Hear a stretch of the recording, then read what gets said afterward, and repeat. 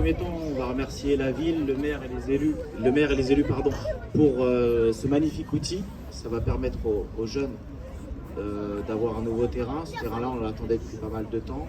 Donc on vous remercie monsieur le maire et les élus encore une fois pour ce bel outil. Ça va leur permettre d'avoir des séances de qualité et de pouvoir s'entraîner dans de bonnes conditions.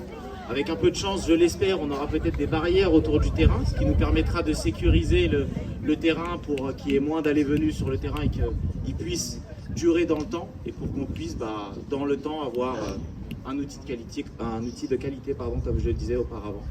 Et encore une fois, merci monsieur le maire et merci à tous les élus de la part du club du CSL Aulnay. Voilà. Merci. Alors on va être très rapide parce qu'effectivement, comme vous le savez, on est en période préélectorale, donc malgré mes origines italiennes, je ne peux pas parler longtemps. Ça, c'est bien dommage pour moi. Il n'empêche qu'on ne pouvait pas manquer ce moment important pour le sport aulnaysien. Aujourd'hui, nous inaugurons un nouveau terrain synthétique pour le CSL Aulnay Football Club. Ça a été dit, redit, on en a reparlé plusieurs fois. Et derrière ce terrain, il y a bien plus qu'un simple équipement, ça a été dit. Il y a une passion, il y a du travail, il y a l'engagement d'un club qui s'est imposé comme un acteur majeur du foot à Aulnay et plus largement en Île-de-France. Votre club compte aujourd'hui plus de 730 licenciés, dont une soixantaine de féminines, et c'est important de le souligner. Là aussi, on assiste au développement de toute cette génération de sportives qui souhaitent s'investir dans le foot. Un club dynamique, formateur, structuré, et c'est important structuré parce que c'est pas forcément certaines fois la première des qualités des clubs, et pourtant celui-ci il est effectivement bien structuré et profondément ancré dans nos quartiers. Ici sur le Vélodrome, mais aussi dans les gymnases Hambourgais et Ormetot, où vous pratiquez une autre discipline, cousine, le foot en salle. Cette force du CSL s'illustre aussi dans vos résultats. Au niveau régional, c'est une grande fierté pour nous tous, mais j'ai une pensée particulière pour toutes les personnalités aussi qui ont marqué le club, et avec un de mes chouchous, vous le savez, Olivier Dacour, qui est un ancien de votre club.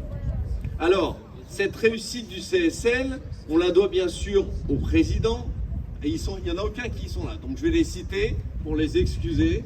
Je suis un peu taquin, hein, c'est normal. Hein.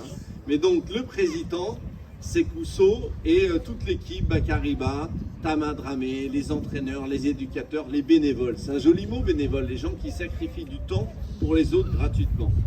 Mais aussi et surtout, et les enfants, j'aimerais que vous écoutiez vos parents. Parce que si vous êtes là, c'est parce que bien souvent, vos parents sacrifient du temps pour que vous soyez là. J'aimerais que vous applaudissiez vos parents.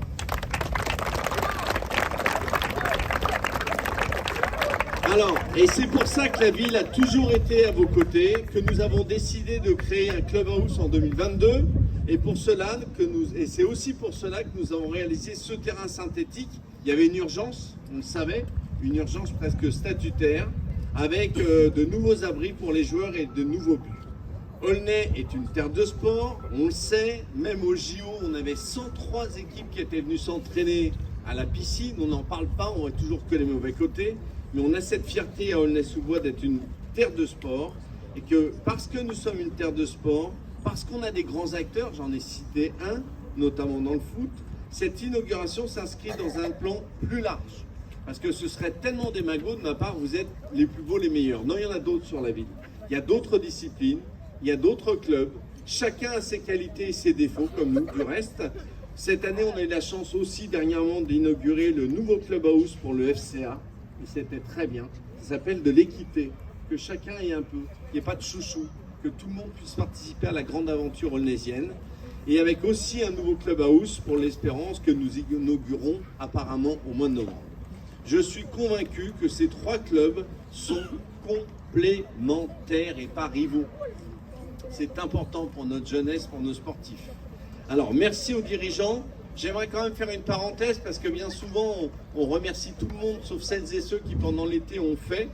Et je veux citer le Bérim, qui est dans le coin, voilà, devant moi, en face.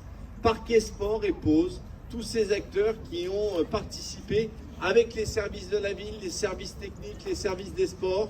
Et j'aimerais les enfants que vous applaudissiez parce que bien souvent ce sont vos papas, ils viennent des vieux quartiers que vous. Voilà. Merci à toutes celles et ceux qui ont... Vous pensez quoi du nouveau terrain? Il est bien.